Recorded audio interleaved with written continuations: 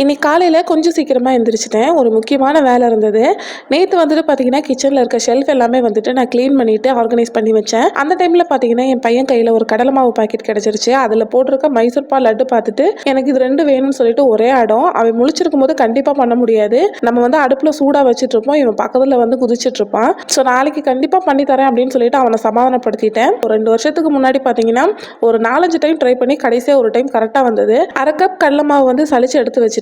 1/2 cup அளவுக்கு சர்க்கரையை வந்து ஒரு கம்பிப்பரம் வர அளவுக்கு பாகு காய்ச்சி எடுத்துட்டேன். 1 கப் ஆயிலும் 1/2 கப் நெய்யும் சேர்த்து லைட்டாக சூடு பண்ணிக்கிட்டேன். சர்க்கரை பாகுல கடலை மாவு சேர்த்து இந்த மாதிரி நல்லா மிக்ஸ் பண்ணி விட்ட பின்னாடி அதுக்கப்புறம் கொஞ்சம் கொஞ்சமாக வந்துட்டு நம்ம நெய்யும் எண்ணெயும் கலந்து வச்சிருக்கிறது சேர்த்து நல்லா மிக்ஸ் பண்ணி விடணும். நான் இந்த டைம் செஞ்சது எல்லாமே வந்து ஓரளவுக்கு கரெக்டாக வந்தது. ஆனால் கடைசியில் பார்த்தீங்கன்னா லைட்டாக கட்டியான மாதிரி இருந்தது. அந்த சாஃப்டான டெக்ஸ்சர் வரல. இந்த வீடியோவில் நான் பண்ண ப்ராசஸ் பார்த்துருப்பீங்க. நான் இதில் வந்து என்ன மிஸ்டேக் பண்ணேன் அப்படிங்கிறத உங்களுக்கு வந்து மைசூர் பாக் செய்ய தெரிஞ்சிருந்தது அப்படின்னா மறக்காம கமெண்ட்ல சொல்லுங்கள். எனக்கு வந்து ரொம்ப யூஸ்ஃபுல்லாக